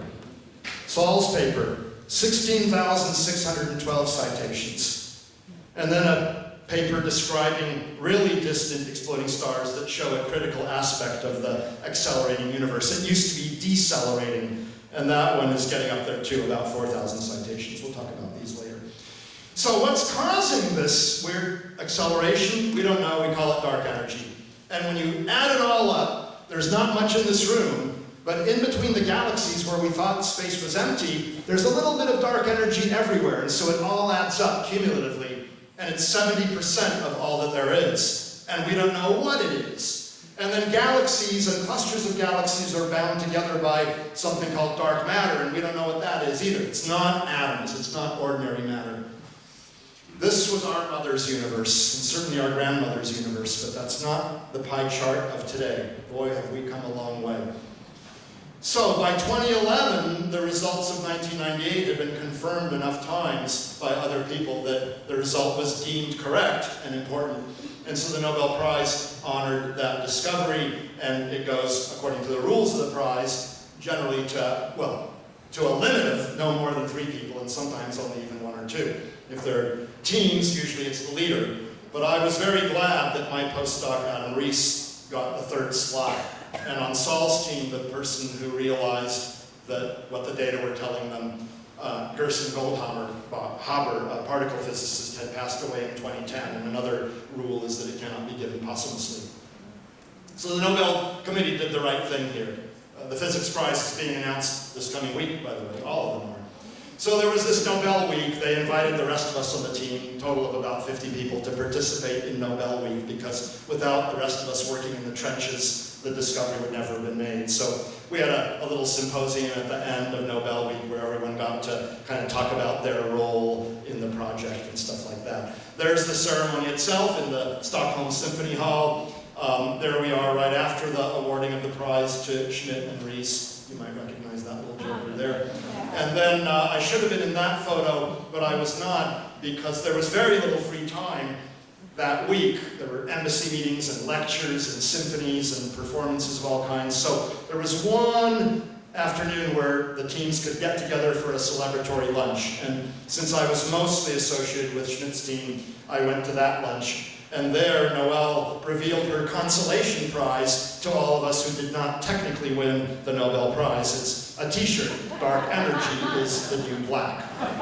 Most of my students don't recognize this anymore. I guess it's a phrase that isn't used anymore. But 20 years ago, when something is the new black, right, many of you laughed. It meant it's like the latest and greatest thing. So that's kind of fun. Some years ago, all of us were recognized with a thing called the Breakthrough Prize in Fundamental Physics. That was nice. The honors are nice. Sometimes they come with a little bit of funding and stuff. But really, the great joy and honor to me was having been at the right place at the right time. And so I was very lucky. And I worked hard. But just being part of this revolutionary discovery. As a kid, growing up, and aspiring to be a scientist, it's unrealistic to think you're going to make the giant breakthrough. That's just super unrealistic. The best you can realistically hope for is to add some little quantum of knowledge to humanity's understanding of the universe. And it may not even be understanding, it's just data, something weird. And then someone will put it together. Newton or Einstein or Madame Curie or someone like that will do it. But it happened here, and I still have to pinch myself. And it was all because of the lucky discovery of supernova 1985F, right? Choosing the right galaxy to look at. So what I tell my students is, be on the lookout for opportunities. Capitalize on some of them. You can't necessarily capitalize on all of them because you'll flip from one thing to another. Got to get something done. But recognize a really great opportunity. Yes, I was working on active galaxies, but the supernova threw itself at me. And it was a weird one, right? And so that set me off on that path. I don't know what I would be, if it weren't for that supernova. So, okay. So here's the accelerating universe we're living at the present time. It's expanding faster and faster. If the dark energy gets stronger, we'll all get ripped apart someday. I doubt that'll happen. But the dark energy could someday reverse sign, and the big crunch could still occur. So we'd like to know which curve has the universe been following? And you can do that by looking backward in time, and we're doing that, trying to figure out these curves in great detail, but that's really hard. The other thing you can do is measure the slope right here. That'll tell you something. So that slope is called the current expansion rate, the so-called Hubble parameter. And the big surprise is the current rate of expansion is higher than expected, even when you take into account the known dark energy. So what do I mean by this? Let's unpack this a little bit. You can use radio observations, microwave, to look at the early universe. This is a snapshot of the baby universe, only 380,000 years old. And I can't get into all the weeds here, but these are little temperature and density fluctuations that eventually gave rise to clusters of galaxies and galaxies. From these data, and the standard model of cosmology, where the dark energy is actually a constant over time per unit volume. It's what Einstein actually predicted back in 1917 and then renounced that idea because it seemed ridiculous, but Einstein actually proposed it in 1917. So it's the simplest idea that it's just a constant energy density, and the data seem to agree with that. So use the Planck satellite data, that's this thing here, plus the standard model of cosmology to predict the current expansion rate, the Hubble parameter, often called the Hubble constant, but it's not constant with time. Okay, so the Planck data, well, they predict the current expansion rate, and it's some number, it's some units, but look at the number and the uncertainty. Kilometers per second per million parsecs, and a parsec is 3¼ million light years, yada, yada, yada, doesn't matter. Look at the number. Previous direct measurements had suggested 70 to 75, but with a big error bar. So, 70 minus 4 is 66, that's consistent. 70 minus 3 is even more consistent. 75 minus 7 is 68, that's consistent. So, possible conflict, but not at all clear. The values overlap, error bars are large and uncertain. Okay. So, with Adam Rees, over 20 years ago, we decided to measure as accurately as possible this Hubble parameter, using primarily the Hubble Space Telescope, but my role was a relatively minor one, but still not of zero importance with the Keck telescopes. And what we did is we looked at galaxies that had produced a Type 1a supernova, there it is, and we got Hubble Space Telescope pictures of them, and we identified a type of star known as a Cepheid variable. It's related to the RR Lyrae stars that I did my first project on, but they brighten and fade with time. Their properties are very well understood. You can recognize them. We know how powerful they are. So that allows us to determine the distance of the galaxy really well, and thus the brightness in terms of total power of the supernova that was in it. And over 20 years, we published papers with more and more of these things. And a couple of years ago, we published a sample with 42 Type 1a supernovae, and here are the host galaxies. We waited until we had 42, because as many of you are aware, 42 is the answer to the question of life, the universe, and everything, according to Douglas Adams. So we had to wait until there were 42 galaxies and Type 1a's. And so here's our result, speeding up in an accelerating universe here, because I'm looking at the time. We measure 73.29 plus or minus 0.9. Interesting. I remind you of the Planck prediction, 67.4, with an even smaller error bar, plus or minus 0.5. Those who know statistics will recognize there's a conflict at the 5 standard deviation level here. That means there is only a chance in 2 million or something like that it's a statistical fluctuation that's meaningless. This suggests very strongly that the universe is trying to tell us something meaningful. In other words, there's either something wrong with our measurements, maybe, or something wrong with the standard model, but other independent methods support our measurements. They get the same answer, but with a bigger error bar, and that evidence has been growing over the years. So I really think our answer is pretty good. By the way, if you believe our value rather than the standard one, the universe is only 12.9 billion years old, not 13.8. But that's not the important part. The important part is that there's this discrepancy. So what are the explanations that are possible? Either we or the Planck team are wrong. But there's other methods now supporting our result, and I have no reason to doubt what the Planck astronomers have done. They've made their data public, and other independent researchers got the same answer. So I think neither of us is wrong. So then, is general relativity wrong? The result is dependent on the assumption that Einstein's general theory of relativity applies to the universe as a whole. I don't think general relativity is wrong, but it might be, right? Is dark matter behaving weirdly? Is it interacting with light in some way? Maybe. We don't know what dark matter is. I kind of doubt it, but maybe. Then is dark energy becoming stronger? The reason the universe is expanding faster now is that, it's accelerated even more because the dark energy is becoming even more dominant. in which case we'll someday get ripped apart. Not before our reunion, don't worry, okay? And indeed, there's a group at Berkeley, Lawrence Berkeley Lab, that recently announced the opposite result. The dark energy is getting weaker, according to them. I'm still, not convinced, because it's a complex analysis that they're doing and all that. But we'll see. A new very light subatomic particle might exist, similar to a neutrino, but a different one, because the neutrinos don't fit the bill enough. There's not enough of them. We call this dark radiation to distinguish it from dark matter and dark energy. This is in order, in my opinion, of increasing probability of the right answer. And then finally, at least to me, maybe the universe early on went through a boost that accelerated it from an early phase of dark energy. And then it's kind of like, you're watching a kid's soccer game and you see myopically the soccer ball zip by with some speed that's faster than any kid could have kicked it. Well, what if some other kid earlier kicked it in the same direction? There were two kids that kicked it. It's that kind of an argument. It's a little bit more subtle, but it's sort of like that. So that's my favorite, but I'm not a theorist. I only know which end of the telescope to look through, okay? I'm an observer. And it's the observations together with the theory that will someday tell us, maybe what's going on.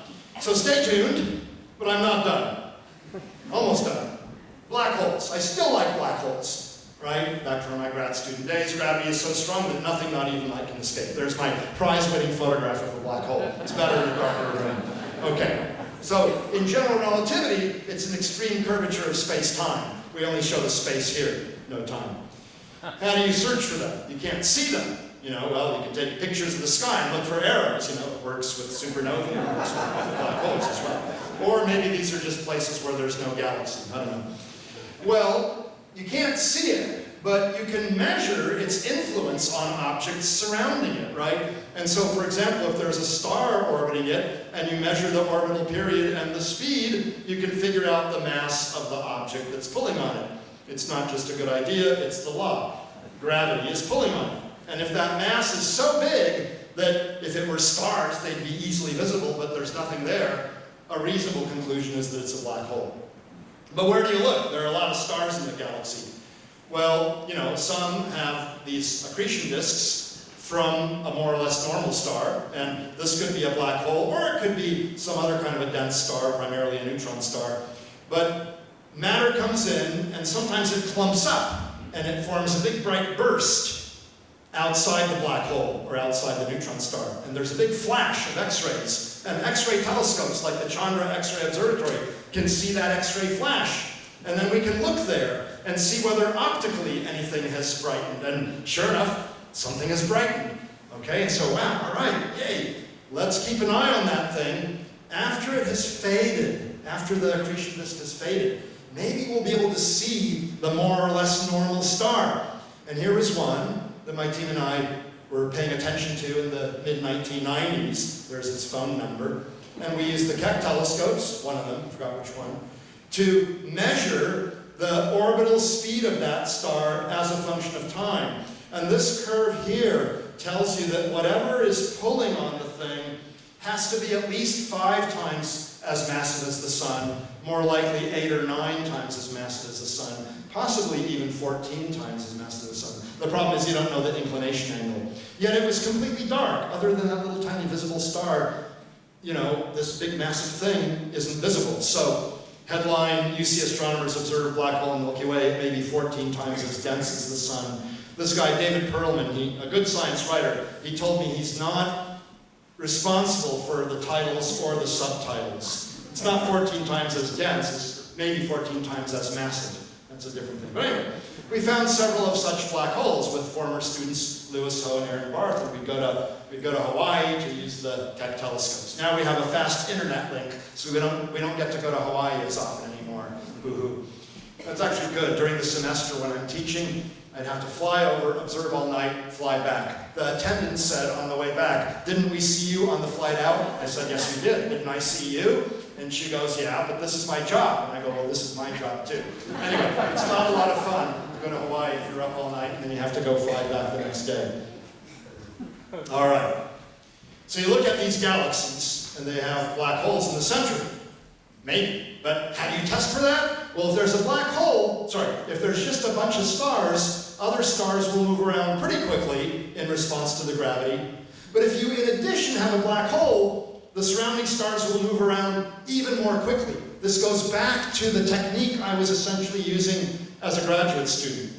With the Hubble Space Telescope, we can now do much, much better than we could 40 years ago. And it has looked, for example, in the middle of this galaxy, and the stars are moving around so quickly that there's probably a black hole there 6.5 billion times our sun's mass. This is a hefty one, all right? And you may have been aware a few years ago of the Event Horizon telescope, a radio telescope that showed this little donut and stuff in the middle there. It's the silhouette or the shadow of a black hole, and from the size of this ring, you can figure out the mass, and they get 6 billion solar masses, so that's great. So this big old huge galaxy actually, 6 billion solar masses. A galaxy with a smaller bulgy region, but still pretty big, 700 million solar masses. We gotta get out of here. 5 minutes, I'll try real hard. Is there a closing time here? Oh, damn, tell them to bug off. I'm really sorry, I was not told actually. I thought I could be Neil Tyson and talk for 2 hours. Well, who's gonna? Okay, so Andromeda Galaxy, 140 million solar masses. This one with a smaller bulge, 40 million solar masses. This guy that I mentioned before, only about 1 million solar masses. So somehow there's a correlation between the mass of the central bulgy part and the black hole mass. And that's very, very interesting because it's not clear how that would have formed. But I was part of a team called the Nuker team, led by Sandy Faber, my colleague at UC Santa Cruz. And if you look at my number 4 and 5 most cited papers, they are with the Nuker team. Okay, I think I can finish pretty quickly. Not that I don't care about education and public outreach, I do. But yeah, I give a lot of talks, I do a lot of public education, I do various demos and stuff like that, you know, stand up for science, talk about how science is a good thing. Was invited to fly with the Blue Angels. Noel wouldn't let me fly when they were in formation. We were just in a single jet that couldn't crash into anything else other than the Earth. But anyway, I don't know, I've been on the Universe show and things like that, talking about various things that may be at a very low level if you're watching them and you know a lot of astronomy, but the point is people click through the channels and if something doesn't excite them in 7 seconds, they move on. So I have to say things that are exciting and stars are exploding and whatever. Okay, Universe, yeah, very good. Here's the set. It gets really hot and they follow you around for like hours and hours and hours and I'm sweating away for what ends up being a couple of minutes out of the 42-minute show. It's really a lot of time. And like, they won't let me put sunglasses on. They did back here. Why didn't they let me put this is at Leuschner, I think, yeah. Anyway, I happened to be in one of Stephen Fry's shows. That was pretty cool. I flew on 0G and did a bunch of experiments to illustrate weightlessness. It was pretty cool. I've taught using not this book, but other books. A book that I wrote with Jay Pasakoff. Actually, he wrote it first, and then he invited me to be a co-author, and we kind of redid the whole thing. First edition, second edition, third edition, fourth edition. There's the 5th edition, and there won't be a 6th edition. My friend and colleague Jay Pasakoff passed away a couple of years ago, and he was the one who was really pushing all these new editions. I did video courses for the teaching company, the great courses. It's like mergers and acquisitions, they keep changing names. Nearly killed me, Noel knows this. 96 lectures, it's their single biggest course by one professor. And this is at a time I was doing a bunch of research, and so I was getting by at 1.5 hours of sleep per night, every night, for weeks at a time. I am not kidding you, Noel can vouch me. There are a couple of shorter courses as well that didn't kill me quite as much, but I like teaching at Cal. I do various like demos and things, and the students seem to like them. Here I am dressed as a black hole for my infamous Halloween lecture, where I illustrate Hawking radiation, and I throw out celestially themed candy, okay? Celestially themed candy. And I've been president of the Astronomical Society of the Pacific, which tries to unite teachers and amateur astronomers and the lay public and research astronomers. and we didn't go under while I was president. That was my greatest accomplishment. I'm on the board of directors of the Chabot Space and Science Center, where we excite kids. We show them things through an eyepiece, using a telescope. It's really great. I'm a big supporter of Lick Observatory. It nearly closed down a decade ago. I started a big drive to fundraise for it and to convince the University of California to not shut it down. And they didn't back then, but we're under threat again now because of what's going on overall for the University of California, budget cuts, and I'm sorry to say, the overall drift of the powers that be and research funding. Not only in astronomy, but in things that are useful, like medical research, NIH grants, and $500 million for mRNA research and all that kind of stuff. I don't want to get too political here, but anyway, Lick does lots and lots of things. The K, adaptive optics with my colleague and friend Claire Max, former director. Primary base for UC astronomy and education outreach efforts. Lots of visitors each year. Really a great place to be, looking at sunspots, Modern telescopes and instruments, but yeah, UC funding is now highly uncertain, folks. And so, if you want to help, any amount is welcome. Go to give.berkeley.edu, put Lick in the search box, and that'll take you to the right place. But anyway, couldn't have done it without my family, my parents and my brother when I was a youngster, but the support and love and patience that my family has given me on all the nights when I'm not with them, because I'm working, as a workaholic does sometimes. And of course, my many mentors, colleagues, collaborators, students, amateurs, postdocs, extended family, friends, general public. It's been fantastic, and all of them have played a role, as has, of course, funding at the federal level for quite some time, but progressively more and more and more from individuals, foundations, organizations, even companies, because these sources here are drying up. But thank you very much. That was maybe 6 minutes. I don't know if there's any questions. But I did it.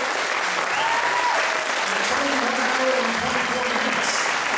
So, it's understanding what I was doing.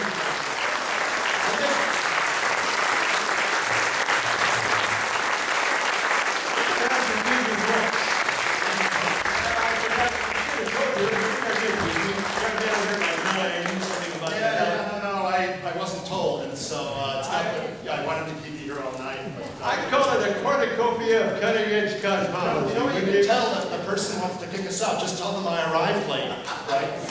That's true too, but I don't think we've ever had one that extensive and long and riveting, and nobody moved or got left except the little guy.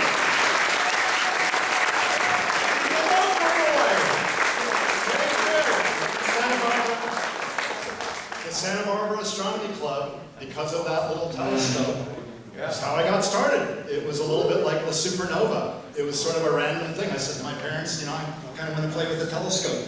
And then the owner of the shop, Doug Bryson, I think was his name, he said, you need to become a member of the Santa Barbara Astronomy Club. So I did, and it got me immersed in like-minded people. So I got into it purely from the amateur astronomy perspective. Yeah. Well, your friends who are going to be at the class reunion will ask you questions Well, there you go, right, yeah. You won't be able to sit down. Yeah. Our president has something he wants to say.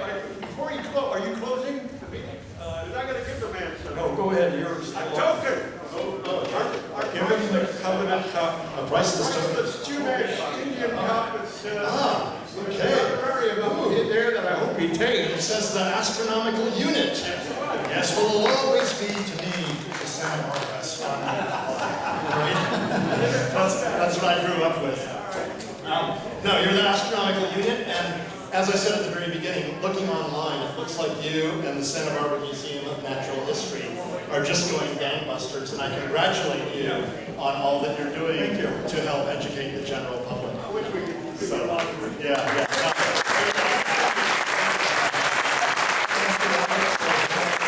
Absolutely excellent. Thank you very much. Now, everybody, we've got to exit the room by 9 o'clock. So now- pretend you were in a train wreck. Now I collapsed. You know what?